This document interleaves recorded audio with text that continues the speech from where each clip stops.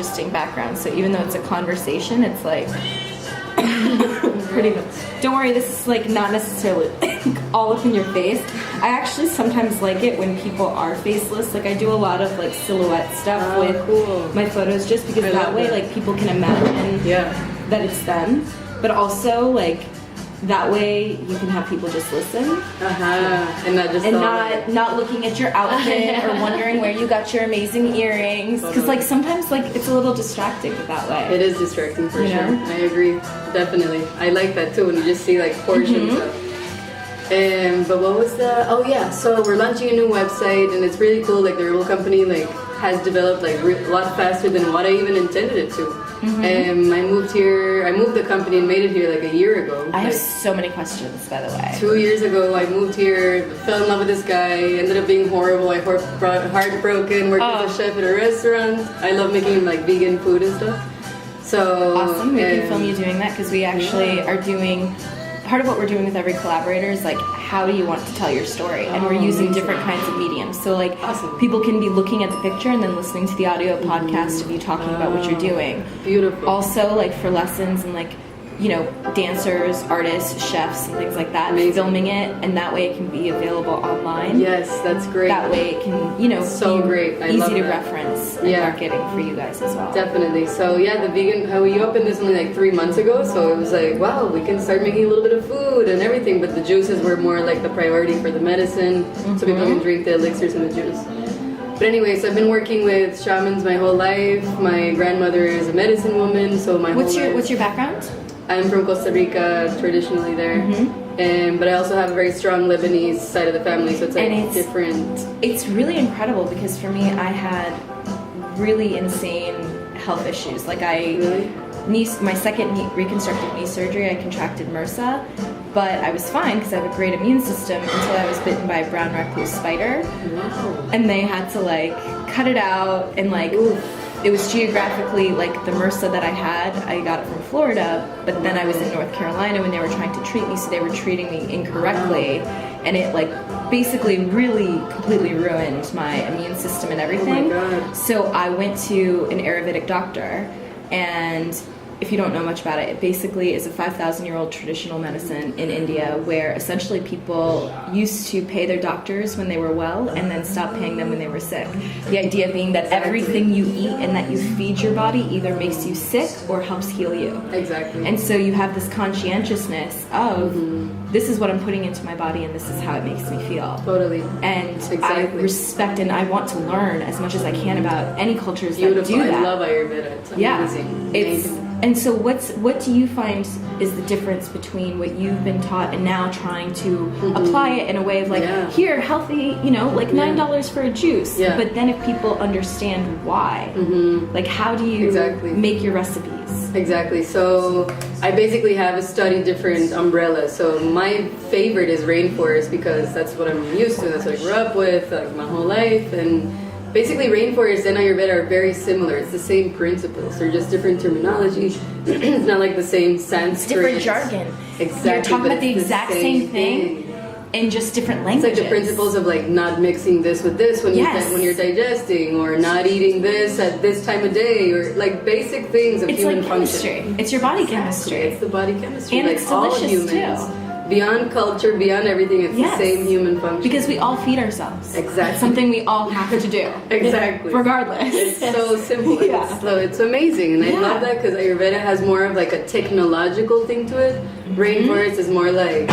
No, like Water for Chocolate. Have you ever read? Exactly, yes, exactly. Oh girl, Isabel Allende, The House of the Spirits, like the whole idea that like there's nothing like eating something that is cooked by someone that loves you. Exactly. Nothing. There is nothing like it. Like the first time I ever went to Poland, it was by myself. As soon as both my parents became naturalized, I then finally became a citizen. So like my parents picked me up from camp. They're like, you go to Poland tomorrow. I'm like, what? By yourself? What? And literally I arrived and my grandmother was a Polish wedding caterer. So I'm thrown into the kitchen of a Polish wedding, which is like a 4-day insane celebration. Yeah. And I was like, my mind was just blown. And there's just something about feeding and like healing. Like every culture has these like traditions where you share. you know, like hot pots and like these communal sharing idea, like almost the idea of like a single person eating something different than everyone else is like, why would you ever do that, you know? Exactly. It's so simple as eating like food made with love. It's Yes. that simple. It sometimes doesn't even matter what you're eating as long as it's like from the land, but homegrown, amazing. And that's the thing, because if you're cooking it with love, you're also taking your time with it. Exactly. You are not just like, let me slurp some goo. Of course, like Solient and like all of that stuff that they're now coming out with, I actually think that especially in areas that don't have reliable food production as a way to like end world hunger, Exactly. yes, do it. But it's still not the same thing, and our bodies don't necessarily process and digest like all of these substitutes for nutrition versus actually getting them from the ground. But the problem is that a lot of like even produce that you buy, the nutritional value of it is so low. So low. So low. It's So you so almost sad. have to have a super concentrated hit of it for it to do anything, because you would have to eat like pounds and pounds and pounds. That's why superfoods have become such a trend. Like such a trend. It's like a concentrated form of like edible goodness, but it's like a little step forward than just like a, let's say, a piece of lettuce or kale. Or, because otherwise you're not going, like people have such short attention spans that unless they feel something significant after X amount of time, whatever it is, they're not willing to spend their money to do it. But if they see the value, then they will do it. It's amazing. It's really incredible. Yeah, I'm happy people are shifting consciousness. They really are. Well, Even they're taking mainstream. ownership. They're realizing that they have agency over their bodies to do something about the fact that they don't feel good. And it's awesome that healthcare is coming the way it is, because it's so ridiculous the way it's set up in the U.S. It's so ridiculous. I am appalled by it. Like, I used to be a social worker, and I also used to be pre-med. So I understand, like, what the different things are when I would, like, have to glance through the bills, make sure that it wasn't, like, it's not like I was prying into people's information, but I actually did have to cross-verify to make sure it wasn't the same duplicate bills being resubmitted, because Medicare fraud is rampant. And the thing that I had a problem with is I said to them, and I even, like, of course, painted a huge target on my back the moment that I said this at work, but I was like, I actually don't necessarily think that making sure that the items on the list are relevant. I think we should be asking about why these hospitals are charging what they're charging, like $8 for a single like hydrocodone pill, when I then with my prescription can go and buy for 67 cents 80 of them. I'm like, how can you have two different values? And the reason is because all of these, and I've been at a table and had the same Republican woman say in one breath, talking about the welfare state and also food stamps. Part of the reason people don't realize food stamps are never going to get cut because it's tied into the USDA. The farm subsidies that we like say that we need to have, which is why people started growing corn, and now why it's an end everything, and now why everyone's getting sick because of it. I understand where it first started, but like food stamps are under that umbrella. So it's never going to be cut. So the same people who complain about people receiving food stamps are the ones who champion farms, but it's all under the same thing. It's all under the same thing. So it's like, wait a second. So let me get this straight. You don't want people to have food stamps, but you also think it's okay for a lobbying medical company to basically be able to charge whatever they want at an institution and then expect the taxpayers to foot the bill for items that don't need to have that value.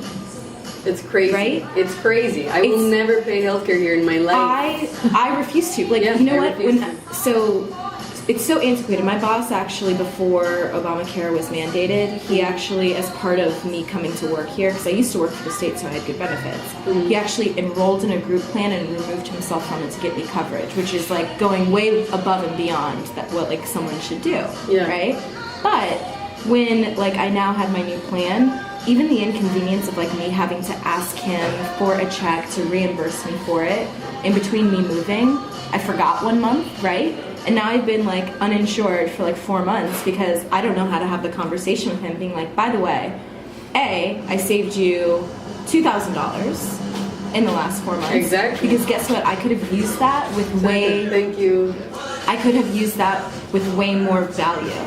Like $2,000 and what I could do with that for my health versus oh shit, just in case something happens. Exactly. think about what everyone could do if they didn't have to pay these ridiculous between $400 and up insurance fees, and you could actually use that money to buy health food and to be able to attend like meditation classes so you can learn what you can physically do to help reduce your stress, because stress, like, and the effects of it on your body, I think it's like the 99 cause to every single problem. Everything. It doesn't matter if you're poor or rich or any stress is everything. Your body. In India, people can survive even that quantity of bacteria. And eat from the street and still be happy and healthy for that very reason, because the spirituality is like next level consciousness. It's also, see, I think sometimes people zone out when they hear either spirituality or, you know, things are like, oh, hippie stuff. But the thing reality is, now. Well, but what the reality is you understanding what you, like, how your body works and how you can engage that with the world around you. Exactly. That's what it is. So it's like, regardless of what your circumstances are, if you can still stay centered, no matter where you are, who you're talking to, what you're dealing with, it's like people are looking for that, you know? Like, and the thing is that there are things you can do. So many things. So many. Yeah. That's why yoga, I'm happy yoga became a trend. I'm like, sell out. I want everyone in the Midwest just chilling the fuck out for a second. Because people, like, all my yogi friends complain. I'm like, why? No, even if they're pretending to be something, it'll actually work. Thank you. Everyone thinks that you have to change your mind first before you change your actions. Exactly. And the whole thing is that you should feel like an imposter all the time, in the sense of like, oh, people are going to call me out. I'm not supposed to be here. Who cares? Who cares?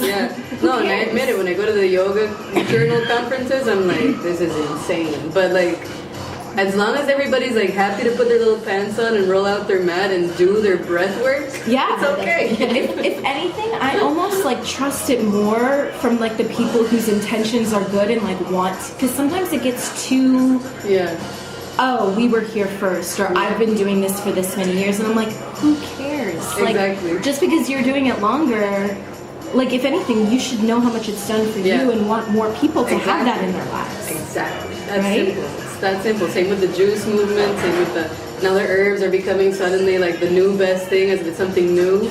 It's not. It's like all these ancient no, my favorite is that, you know, insurance companies won't pay for massage or Ayurvedic treatments because it's experimental alternative medicine. I'm like, oh, wait a second. So the precursor to your medicine, and there will never be studies that prove its efficacy, because no drug company is going to pay for a study that proves that eating herbs that they then try to they try to create budget versions of real life things. This is what I don't get. It's so funny. Right? It's so funny. It's hilarious. It's really, hilarious. Is. It's like the most hilarious game. And then they use all of these complicated words. Essentially like the chemical structures, but essentially what they're trying to do is they're trying to pad it with language that like other people don't understand, because if you broke it down and deciphered it to my grandmother, she'd be like, of course that shit is real. Like, just done. You know what I mean? Like, it's so silly. Right? So silly. It's like, oh, how can we try to control it so we can then monetize it? And my argument is like, especially, I don't know if you guys read about this, but there's this company that basically was providing like DNA, like testing services for people, like almost like preventative things, like kind of knowing like, oh, in my family history, we're prone to diabetes, so perhaps I shouldn't, you know, drink sugar water all the time, right? So it's like good intention why people signed up for it in the first place. That company was bought out or like agreed to sell all of the data that people had participated in. Of course, they didn't really like check the box when they signed off on it. They didn't realize that it wasn't just providing a testing service for them, that they were also retaining it, and they were able to sell that. My argument is if drug companies are using other people's like data to make discoveries, guess what? It's trademarked to me, so I should get a cut of it. Right? So wild. Yeah. But that's so, like, that's ending fast. Like, we'll see it end. I really think that's going to be part of the collapse of this. Like, I think too. Yeah. I really do, because there's going to be people don't realize their economic value. But I saw the sign